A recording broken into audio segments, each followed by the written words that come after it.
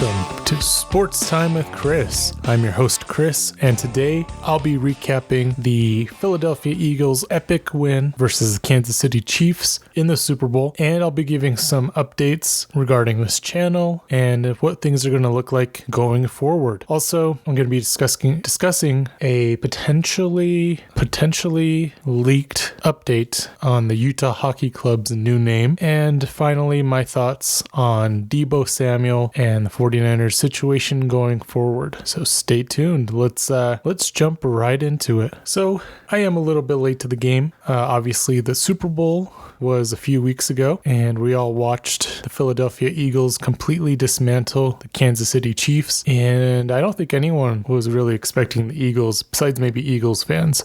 No one was expecting what we saw on that day. It was truly remarkable, and going into the game, I didn't really care who won. I just wanted a good game, and jokingly, I said in my preview episode that if Philadelphia won, I think I said like 35-0, I would consider that a good game if it actually was. And surprisingly, the score was pretty much that going into the fourth quarter. As I was saying, no one expected Philadelphia to go in there and completely destroy the Chiefs the way they did. But, you know, when you look at the score, 40-22, first of all, the game wasn't even that close. The Chiefs put up some garbage time touchdowns to make it look a lot closer than it actually was. Second, it was a good game. When you go back and watch that film, it wasn't Kansas City playing bad. And I know Mahomes had his the worst Super Bowl performance of his career, but it was really the Eagles who played just that much better in all aspects of the game.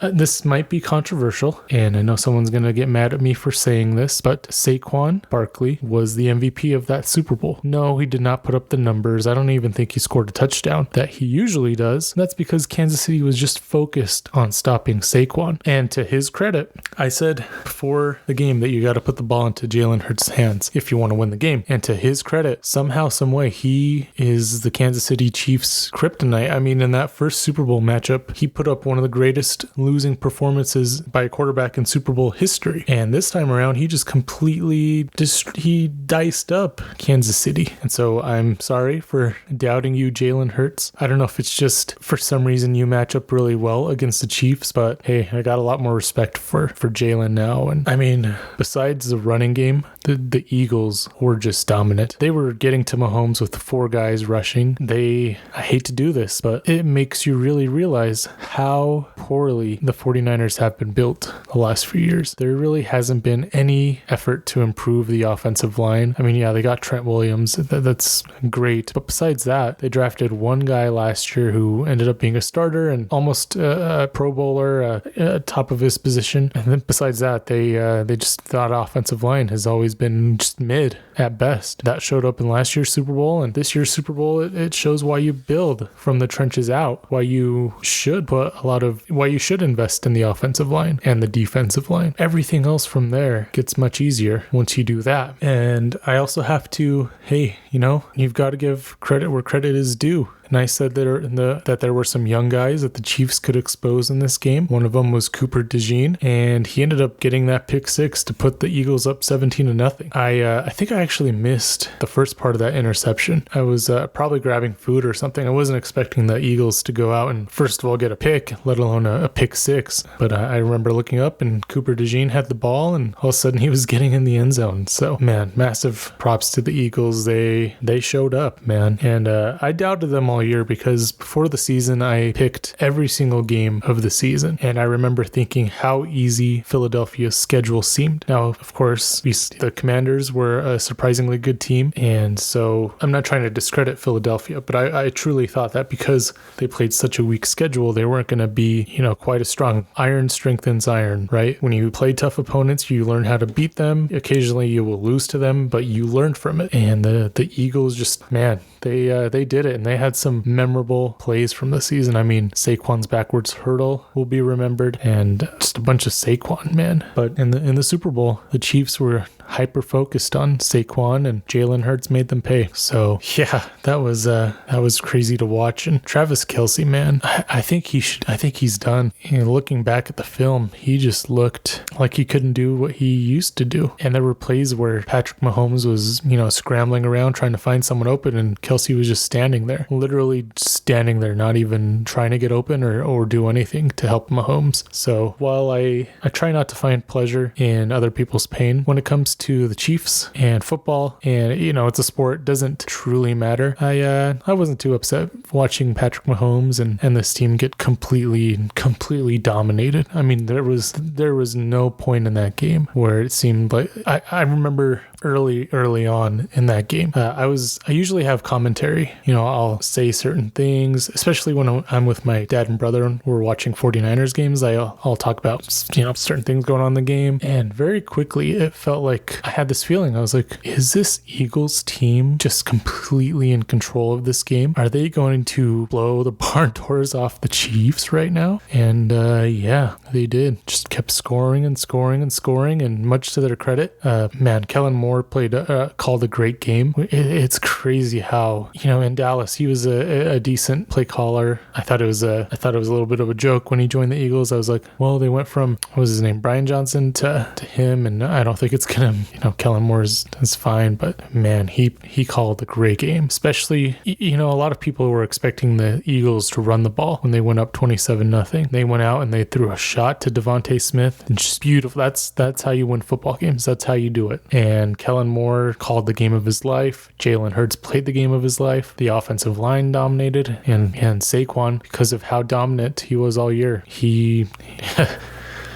really helped Philly's offense. Like I said, I'm not trying to discredit anyone else, but when you put all the chips in to stop one guy, other guys are going to show up, especially talented guys like AJ Brown and Devontae Smith and Jalen Hurts. That's going to do it for my Super Bowl recap. I don't think I need to go into it anymore. Like I said, I'm a few weeks late to the party. Haven't had time to record. I've had a super busy schedule the last little bit, and it's just going to keep getting busier and busier, I feel like. So with that being said, I'll be taking a little break from full-length podcast episodes until sometime in March. I haven't decided yet, because March is going to mark the beginning of season 3 of my podcast, Storytime with Chris. And what I've decided to do, since March is when I started season 2 last year, I wanted to break it up a little bit. So from March to September will be season 3, and then from September to March, roughly, it's not perfect, but roughly from then, from September to March again, will be season 4. And so odd seasons, I'll be focusing on my podcast, where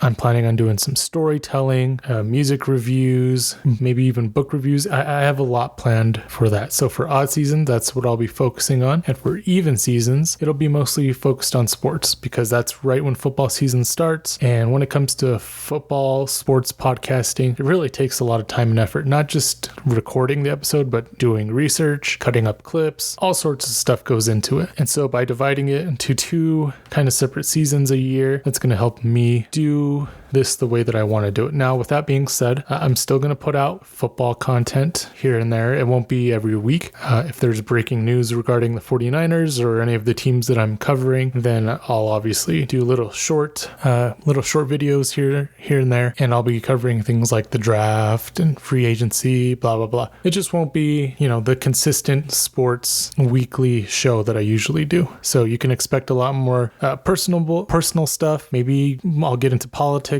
I have some guests that I want to bring on. I'll be talking about fatherhood, parenthood with my wife. She'll join me for some stories, I'm sure. And yeah, so with that being said, stay tuned for season 3 coming up in March. I don't anticipate putting anything out before then, but I mean, if there's breaking sports news, I'm going to do that. So stay tuned. I'm excited for the things that I have planned for season 3. And so going back to football, the 49ers, Deebo Samuel, this was announced on the Super Bowl Sunday.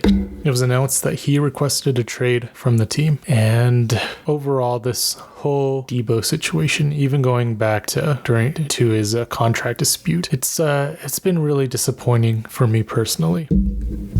Anyone who knows me knows that I've been a huge Deebo fan. He's been my favorite player on the team since 2019, besides George Kittle and Fred Warner. But it's just been so disappointing to see sort of the downfall of Deebo, where he was completely dominant, and then 2021 he had that big season, and the contract dispute, and there was last year where he choked Tabor Pepper and threw punches, and it's too bad. And unfortunately, it seems like they've been him moving on has been on the table for a while. So I hope for the best for Deebo. Hopefully he finds a good situation, and I have 2 Deebo Samuel number 19. I have a jersey and a shirt of his, so that's fun. But wish you the best, Deebo.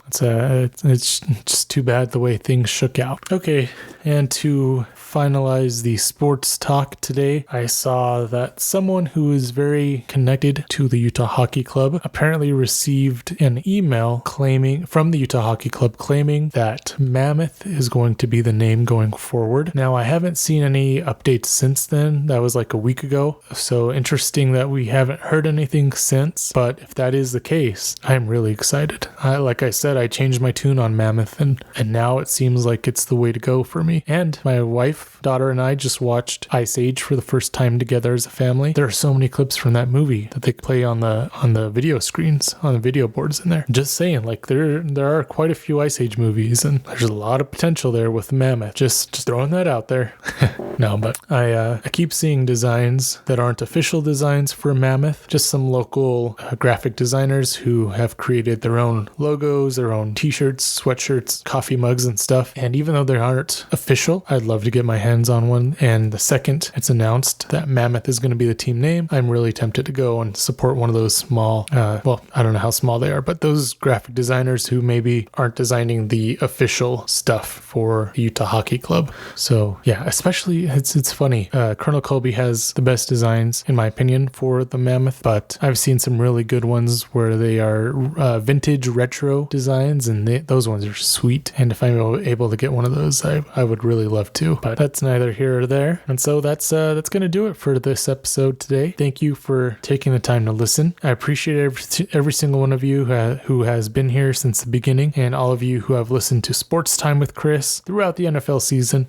Like I said earlier, from season 3 will be mostly focused not on sports. It'll be on everything else. But season 4, when that happens, will be definitely more focused on sports, and specifically football, NFL, 49ers. And this will give me some time to also plan out how I want to do season 4 going forward, how I want to do Sports Time with Chris going forward. I feel like I learned a lot this last season, and hopefully I can get some new tools and get bring out some fresh ideas for all of you to make this podcast even more interesting and unique as I cover the things that I care about. So with that being said, thanks again for listening. Please, if you haven't, go like the video, subscribe. You can find me on YouTube and Spotify. And then if you are interested in shorts, clips, things like that, I'm also on Instagram and TikTok.